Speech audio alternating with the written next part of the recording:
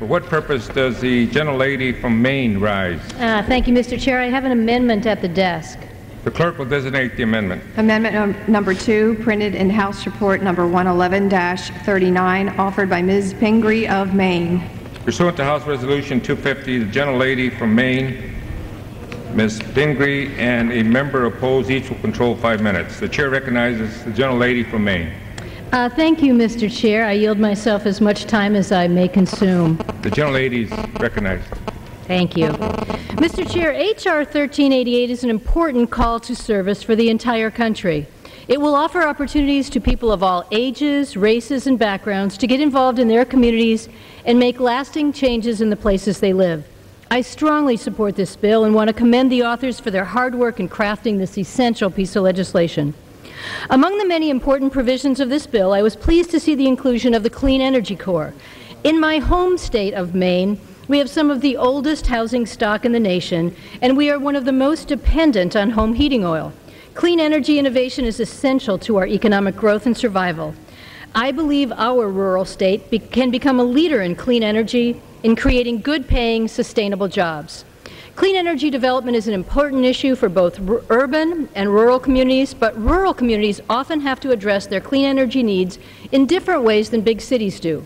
In addition, rural areas frequently have a wide array of natural resources at their disposal that enable them to effectively address their clean energy needs.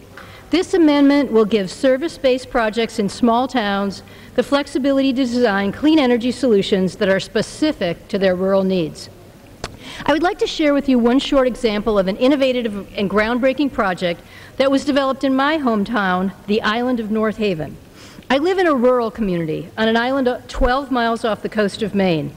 Because we have to get our electricity from the mainland over an undersea cable, electric rates are extremely high. Most recently, we paid 27 to 29 cents per kilowatt hour. So the people of my tiny town, where we have 350 year-round residents, have gotten together with a neighboring island and have put together a plan to construct a wind turbine that will provide our electricity and may even allow us to send some back to the mainland. This is nearly a $10 million project. This project could and would not happen without the volunteer efforts of dozens of people in our community who have donated thousands of hours to make this clean energy project a reality. It is crucial to encourage volunteerism and ingenuity in rural areas, which are traditionally underserved by these types of service projects. This amendment extends additional opportunities for volunteerism into rural areas, so we can continue to help and encourage our citizens of all ages to contribute to our clean energy future. I urge you to vote yes on this amendment, and I yield back the remainder of my time. On behalf of the committee, we just want to congratulate the author of the amendment and indicate our enthusiastic support for your amendment.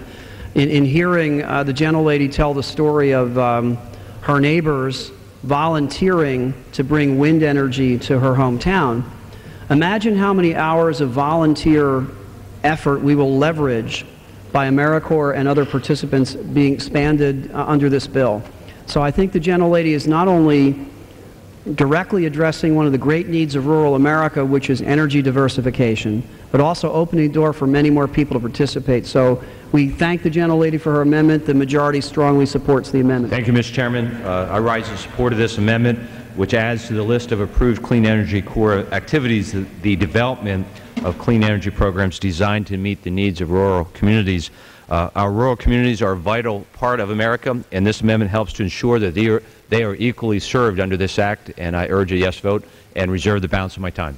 Thank you. I want to thank the sponsor of this amendment to broadening the application of this bill.